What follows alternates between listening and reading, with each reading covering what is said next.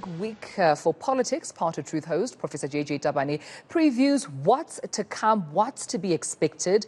Joining us this Monday morning. Good Prof, thank you so much for waking up for us. It's an honor, it's a privilege, it is a distinguished feeling, you know, like no other, to have you right here on the South African morning. Thank you for joining us. I always do this to you on air. But let's get straight into it. It's not my time.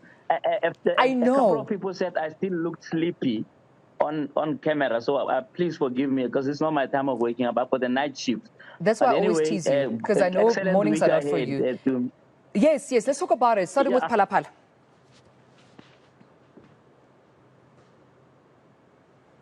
Prof, are you there? Oh, we're losing you. All right, let's try and get a hold of him and see if we can get a hold of Prof. JJ Tabane. A lot happening in the week, and I think you're back. Yes, I can hear you. I can see you. Yes. Yes, I hope that will hold a bit.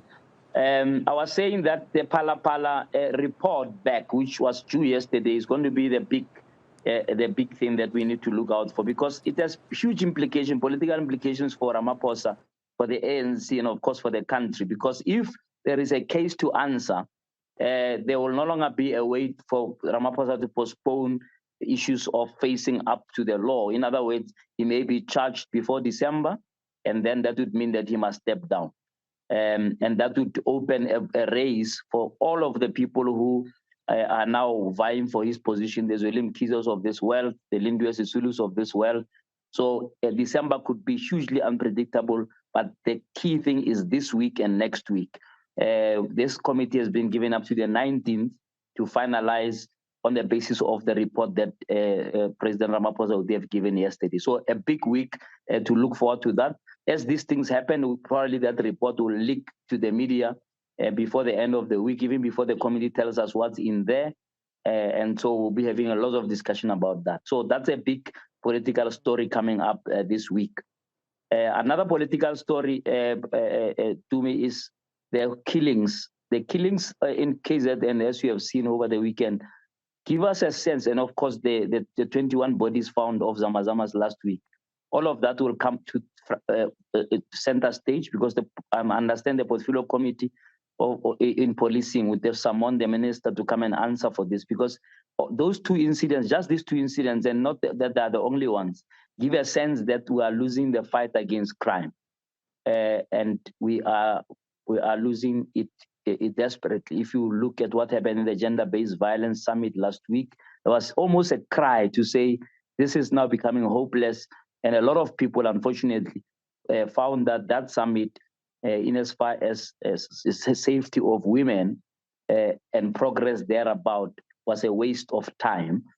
So that discussion is going to follow, given that in a week's time we'll also now come into another one can call a jamboree around the 16 days of activism and so. So those incidents are big for us this week, in terms of the police trying to give us a renewed sense of confidence. Of course, the biggest story will be the COP27. President Ramaphosa will have a break from domestic politics today and talk about global climate change. And the big thing that we want to see out of this climate change, and if he gets that right, that will be a great thing, is that developed countries have to keep their commitments to help the developing nations to mitigate the effects of climate change. And billions were pledged, but very, very little of it came through. Right. So that's really the biggest thing. All the other things are really the frills.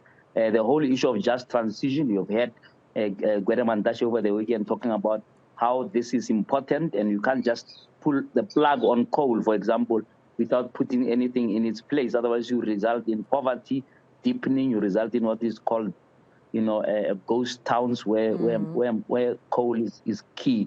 So that's the discussions on climate change are going to dominate the next week and a half. All right. Well, we'll leave it there. And I appreciate you, of course, giving us a political overview of what the week is looking like. And we'll be sure to see with bated breath and have you back next week just to reflect on what we've seen. Power to Truth host, Professor JJ Tabane. Thank you for your time this morning.